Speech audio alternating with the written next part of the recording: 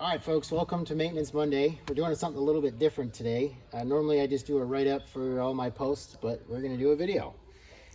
Please excuse any wind noise or any other issues since the weather is not cooperating with me today.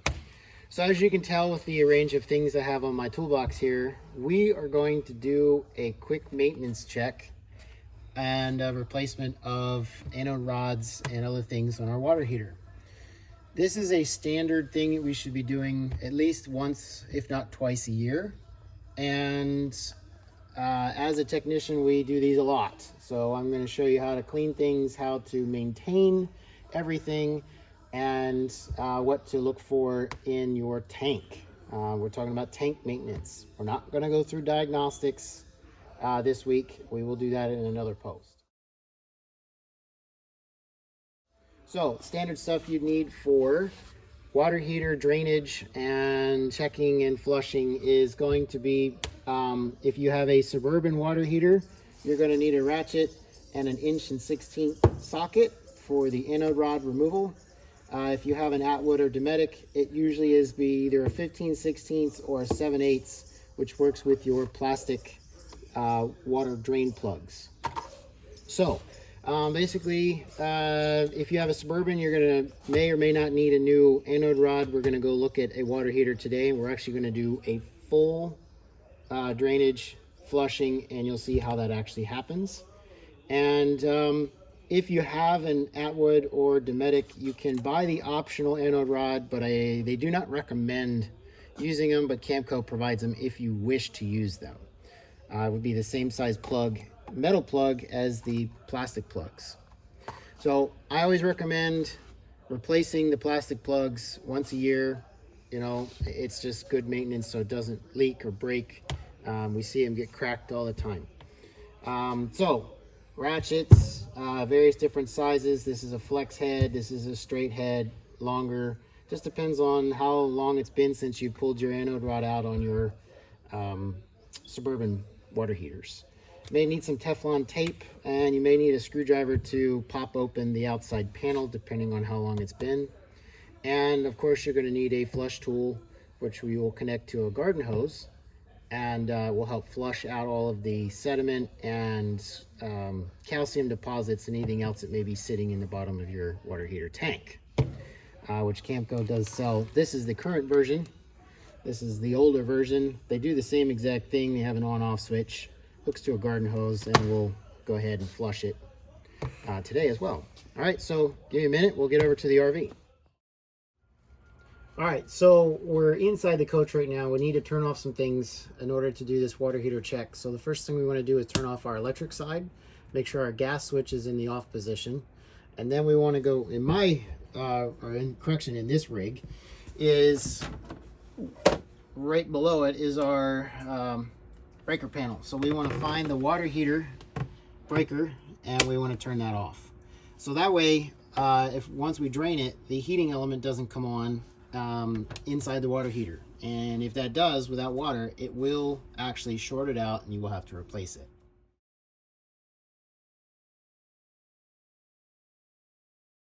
You're going to open it up at the twist latch there. Suburban does not have hinges. Atwood and Dometic do. So on the Atwoods, we'll show you those in a minute, they would swing down and hang like this.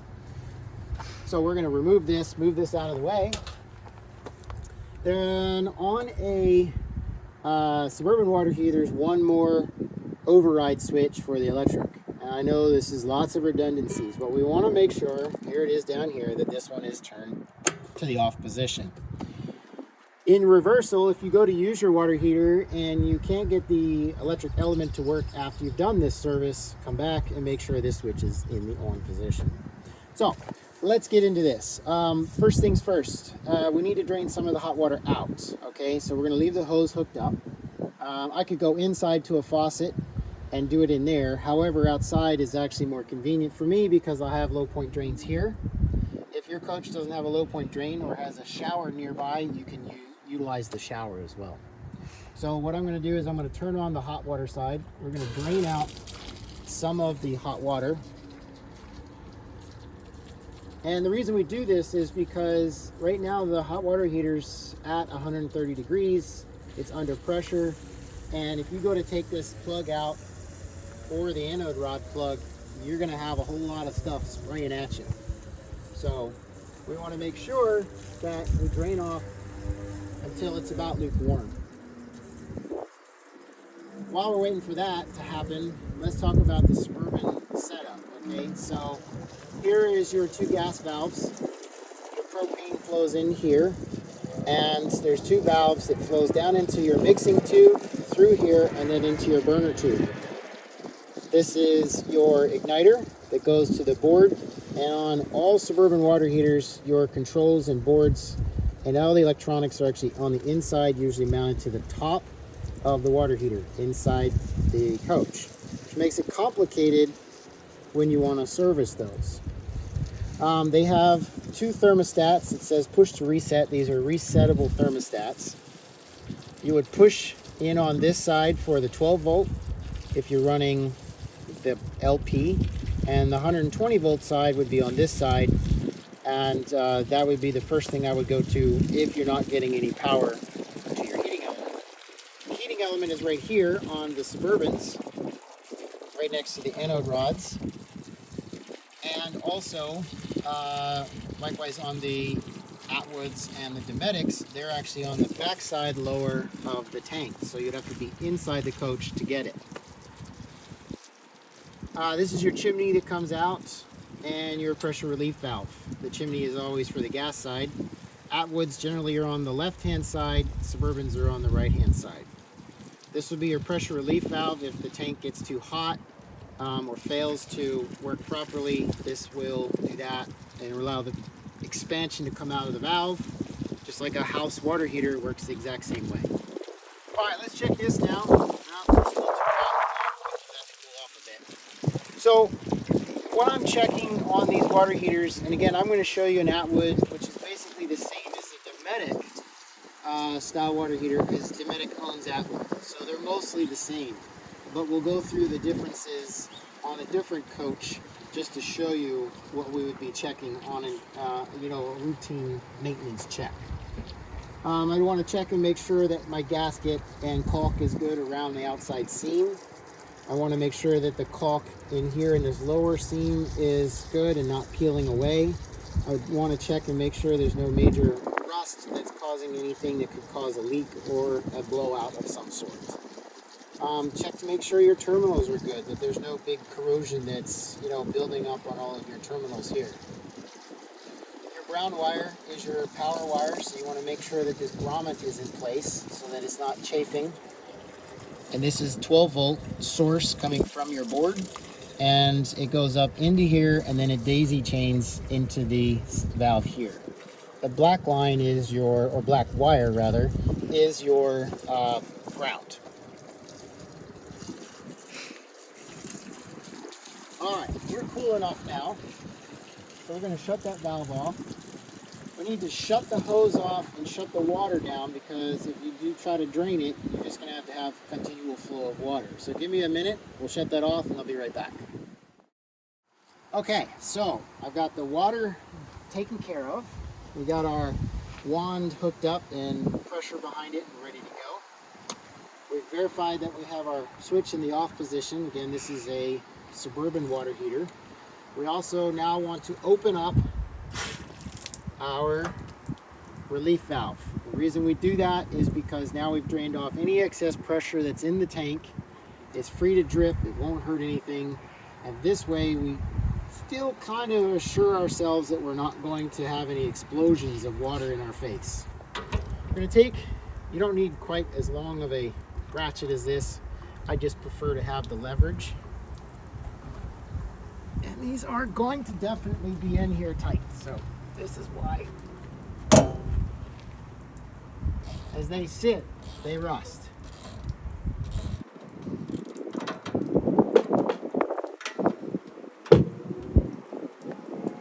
So I'm going to turn this.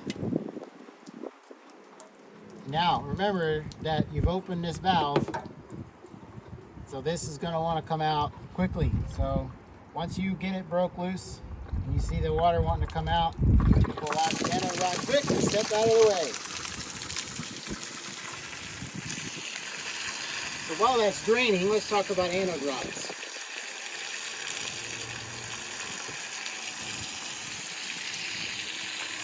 Your anode rod, instead of the electrolysis in the tank causing the tank to be eaten and the metal to be eaten, the aluminum on the anode rod is what you're basically allowing the electrolysis to eat. It's a softer metal than the steel, and it's going to deteriorate this and not your tank.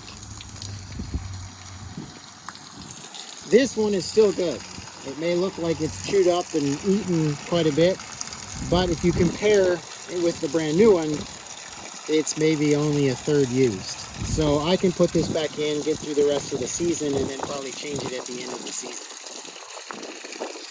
Now I've got a 12-gallon water heater over here, and that takes a little bit of time to actually drain. So we want to give it the time it needs to drain fully, and then we will start flushing.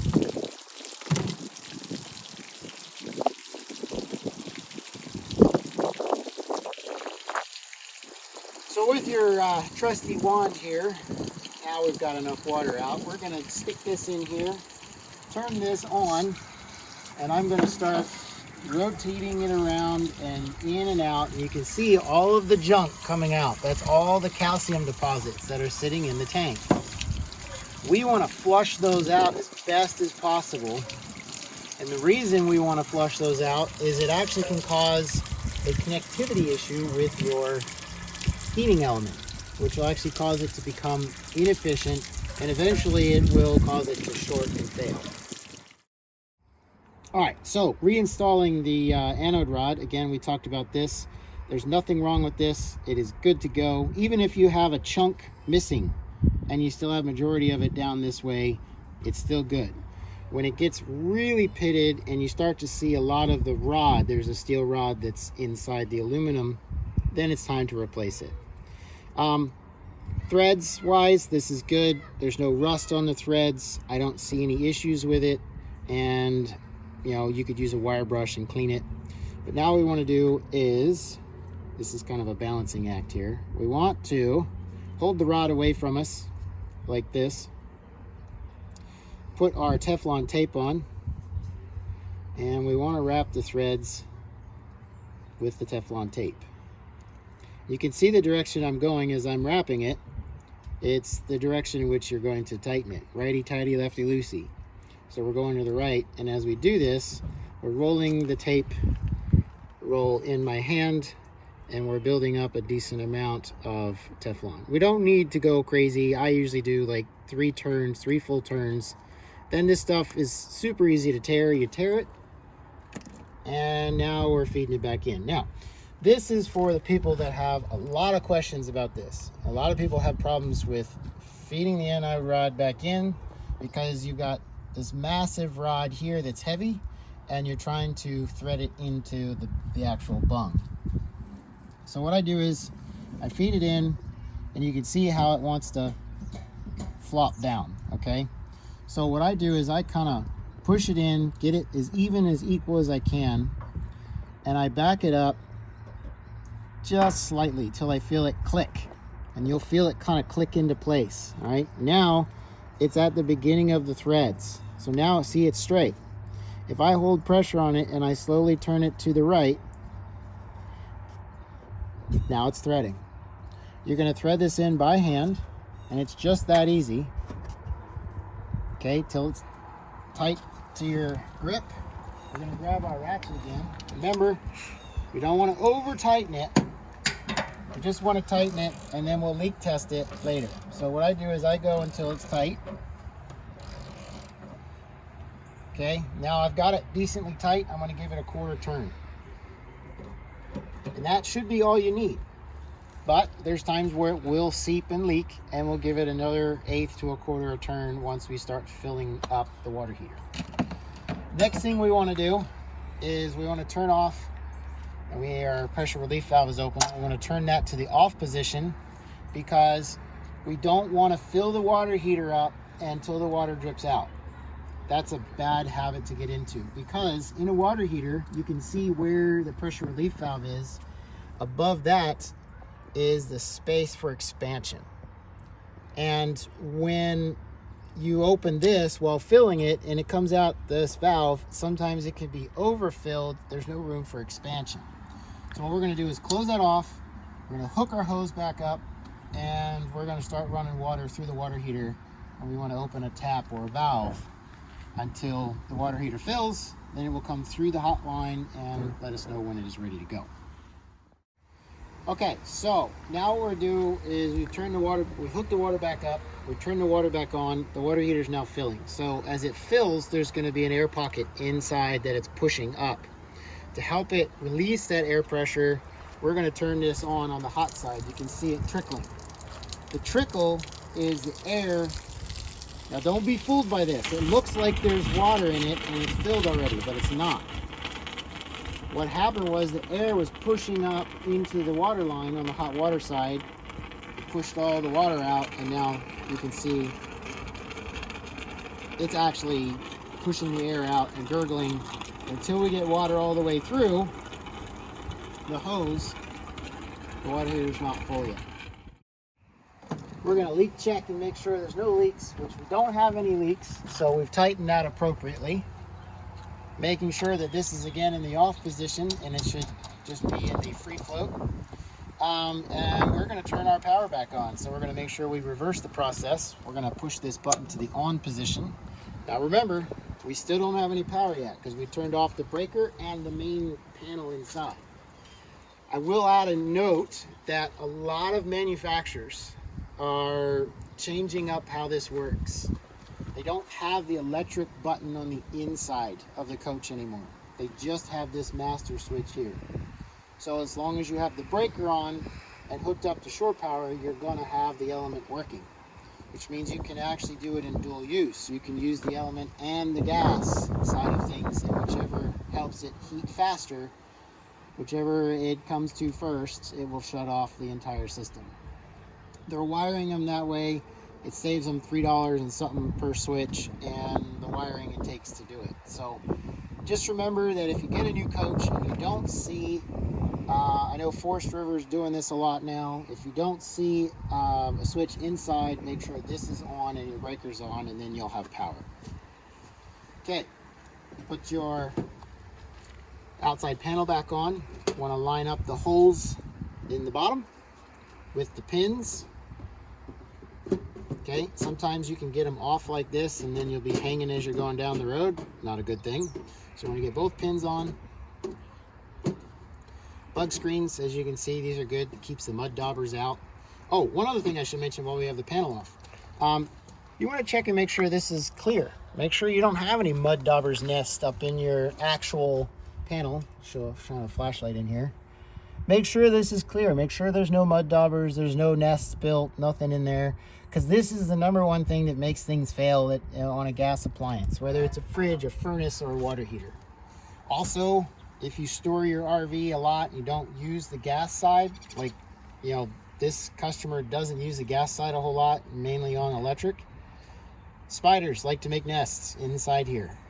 And as soon as you cut down the flow, this is specifically designed to flow the gas and mix it appropriately. As soon as they build something in there, cuts the flow, makes it stop working. So if you suspect a gas problem or a flow problem, very simply, gently take this off, either here at this nut or here at that nut. And then there's going to be 2 screws inside of here. Usually you got to take your flue off, and that comes out and you can clean it out. I've seen people use pipe cleaners, wire brushes, and other things to kind of get in there and clean them out. But yeah, it's another maintenance item. The screens don't keep the spiders out, but they do keep the mud daubers out. Okay, so the way this works, just so everybody knows, if you've never done this before, you push it in, grab the tab, pull it out, there's a spring, and then you rotate it 90 degrees and flop it down like that. All right, so this is an Atwood. This is a little bit different. It has the little A with the circle. That's the Atwood. Again, Dometic owns Atwood, and they work basically the same way as Suburban. But remember, I was talking about it has hinges at the bottom. So when you open it up, one, you want to make sure, if you have a motorhome, a lot of times they're down here low, especially on your diesel pushers. If they're low, the nicely painted panel will hit the ground, and you want to make sure that that doesn't hit the ground. Okay, so I'm talking about maintenance aspect to this. So basically the same concept. The only difference is really in the tank internally part is Suburban uses a steel tank like we mentioned before, and if I didn't, it uses a steel tank. Atwood uses an aluminum tank, and that's the reason why they don't use the aluminum anode rods, because aluminum and aluminum, it's not really going to do anything for electrolysis. Burner tube's going to be a little bit different. Your valve is basically still the same. Red is your power, green is your ground. It's kind of hard to see, but it's back there, and they're daisy chained together, dual valves. Comes into here. This is your mixing tube. This can be adjusted for how hot you want it or how cool you want the burner to actually heat the water heater. Coming into the burner tube, here's your igniter.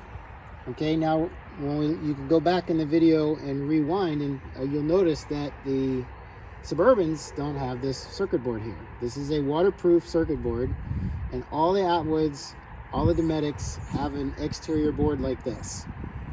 It's waterproof, it sits outside, and it's easily accessible for any part that you would need to replace. Like I said, on the Atwoods and the Dometics, however, for the heating element, it's on the back side of the water heater, which is a pain in the butt to get to if it fails. Down here is your plug for your drain, and it's that plastic plug that I showed you in the packages earlier when we went through the parts and tools needed. That, again, you can use Teflon tape, but it's also a tapered plug, so the tighter you make it, the more it seals. I generally recommend replacing these every time you take them out to do a service. They're super cheap. Burner tube, again, back to bouncing around, sorry about that, but the burner tube's here. It goes in and back, it loops around and comes out here. And this is your exhaust fan. The board comes in, just to explain how, again, here's your pressure relief valve, here's your power coming in. If your burner will not light, okay, and this is a #1 key problem with Atwood and Dometic. Most of the time it's going to be with what they call the thermal cutoff. Okay, now first thing I did as a technician, I look at this and make sure that it's done correctly, and it is not done correctly, so let's fix this right on the spot. Okay, the point of this is that if you get a flame up, mud daubers, nests, things built in here, this will flame out here because it has to go up and around. If it's blocked, the flame has to go somewhere, so it's going to come back up here. Big fire hazard. So what they want these basically thermal fuse or thermal cutoff to do is burn.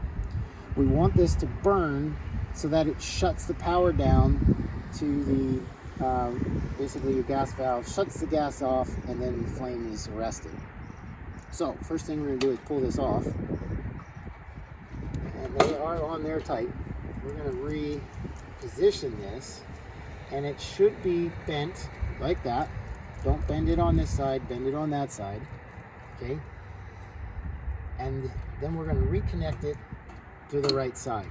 And it should be flexed in this direction, so that way it should have about a 90-degree turn, and your wiring should be in that direction. That's correct. So the power comes off your board, through your thermal breaker or thermal cutoff, through a thermostat, okay, then back up to the board, then back down the red wire, okay, this is your emergency cutoff, so if it gets overheated, this trips and cuts power to your valves, which shuts the valves off. And that's the loop and how your 12-volt LP side works. Very simple, very easy. The most common problem with these, because they are outside, is the igniter goes bad. Not the actual electrode itself, but the actual igniter on the board. Or you get corrosion on your contacts. And the easiest way to do that, once in a while, take these off, spray them with a little silicone, or put a little dielectric grease, push them back on, and you're good to go. Same thing with the fuse. We'll do the same thing, so you want to check the contacts on that. Dometic's going to be pretty much the same. They're going to have the same parts and setup, similar board, and they're all cross compatible. Okay, so still talking about water heaters and maintenance. This one is basically maintenance free, or very little or low maintenance required. This is a tankless water heater. Lots of companies make them. Truma water heaters. This one's a Gerard Products that's in San Clemente, California is where their headquarters is. If we can focus in here, you'll see the large copper burner can in the back. That is where the very large burner is on the water heater. It heats that entire copper tube. Then the copper tubing goes around it. And also at the top where the heat goes through a heat exchanger, and that heats your water. That actually causes the water to get hot very quickly, very rapidly, and gives you on-demand water. There's nothing you need to do with really draining these because typically you're using it all the time, and anytime you're running hot water through the hot side of the faucet, you're going to get hot water and the water's flowing. So very little calcium deposits are going to be in there because it's flowing all the time. Well, thanks for joining me for another Maintenance Monday video edition this week.